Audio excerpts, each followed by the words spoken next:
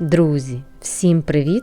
Сьогодні я вам покажу, як приготувати надзвичайно смачні, ароматні і красиві цукати з черешні. Робитиме це все без жодних спеціальних гаджетів, просто, доступно і з чудовим результатом, який обов'язково порадує і дорослих, і дітей. У магазині ви таких точно не купите, тому пропоную приступати до приготування.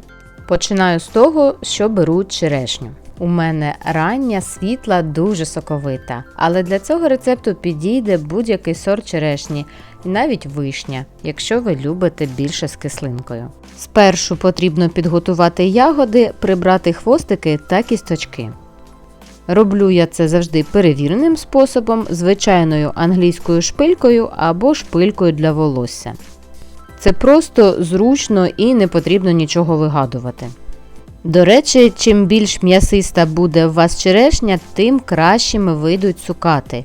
Вони будуть ніжні всередині і нагадувати мармелад. Підготовлену черешню викладаю у каструлю. Обирайте ємність таку, щоб ягоди лежали не товстим шаром. Якщо ви робите одразу велику порцію, краще взяти широку миску. Далі додаю цукор. На 1 кг черешні беру приблизно 350 г цукру. Черешня має пустити сік, тому залишаю її на кілька годин або навіть на ніч, якщо ви не поспішаєте. Це дуже зручно, процес трохи розтягнутий в часі, але не клопіткий. І коли ягода пустила сік, ретельно перемішую. Це, до речі, дуже важливо, щоб цукор не залишався на дні, бо тоді він може пригоріти. Ставлю каструлю на великий вогонь. Саме на великий, тому що нам потрібно не варити ягоди повільно, а одразу домогтися утворення насиченого сиропу. І як тільки все закипить, варю 5 хвилин. Під час першого варіння буде утворюватись багато пінки. Її можна знімати ложкою або черпачком. Це зробить сироп прозорішим та акуратнішим. Мені зручніше це робити, коли я вже зняла каструлю з вогню. Далі я залишу черешню до повного охолодження. Можна залишити також на ніч або до вечора, якщо ви починали варити зранку. Такий процес буде більш природнім і ягода встигне добре просочитися сиропом. Коли все охололо, а в мене вже настав наступний день, необхідно відділити черешню від сиропу. Дуже зручно зливати через сито, обережно, щоб не розчавити ягоди. Зараз на цьому етапі ягоди ще залишаються досить ніжними і не бажано було б їх дуже пошкодити. Залишаю сироп трохи стекти.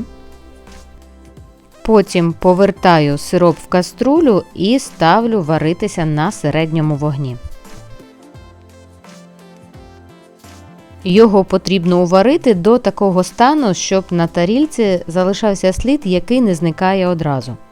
Це займе трохи часу, але ви одразу побачите, коли сироп стане густішим.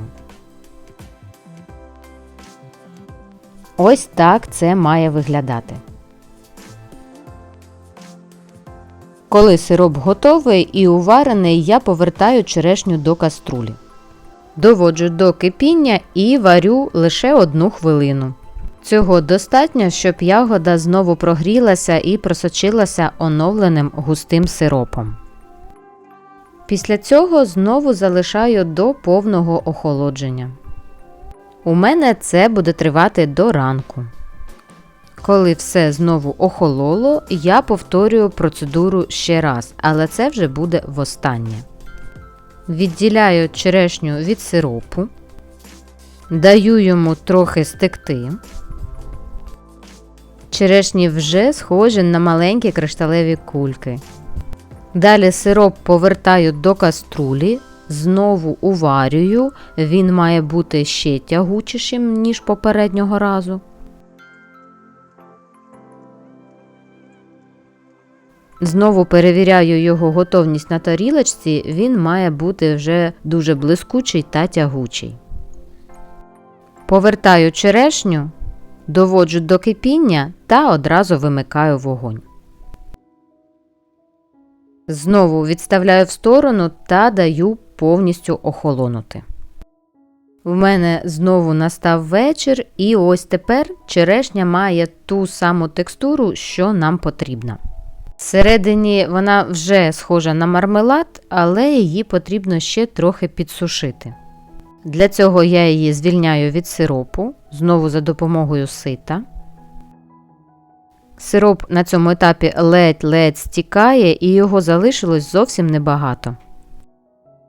Викладаю я ягоди на сітку від сушарки. Не в саму сушарку, зверніть увагу. Використовую я саме сітку тому, щоб черешні підсушувались з обох боків одночасно. Якщо ви будете сушити на пергаменті, дошці чи деко, не забувайте, що час від часу вам потрібно буде їх перевертати. Я ж сушу їх просто на підвіконні чи на столі, без духовки, без додаткової температури. Так, хоч і довше, але без ризику пересушити і з мінімальними затратами електроенергії. І, друзі, дещо важливе. Якщо ж ви все ж таки вирішили скористатися духовкою чи сушаркою, обов'язково зробіть нагрів мінімальний 40 градусів і оцінюйте ступінь готовності вже на холодних ягодах. Бо в теплому стані вони будуть здаватися дещо м'якшими. І так є ризик пересушити. Якщо у вас вікно знаходиться на південній стороні і світло на підвіконні дуже яскраве, ягоди можуть трохи потемнішати. Але смак від цього абсолютно не зміниться. А сироп залишається дуже смачним і навіть шкода, що його так мало. Пройшло 4 дні сушки і ось що в мене вийшло. Цукати ніжні, всередині як справжній мармелад, а ззовні кришталево прозорі. Для довготривалого зберігання я їх складу в контейнер герметичний або скляну баночку. Та надалі зберігатиму в морозильній камері. А ті, якими ми будемо ласувати одразу, я зберігаю просто на столі. Це справжні ласощі, смачні, ароматні, природні та без жодної хімії. Спробуйте приготувати, це дійсно смачно, просто та красиво. Такі домашні цукати порадують всю родину та стануть чудовим перекусом. А я вам бажаю затишних чаювань та смачного, друзі!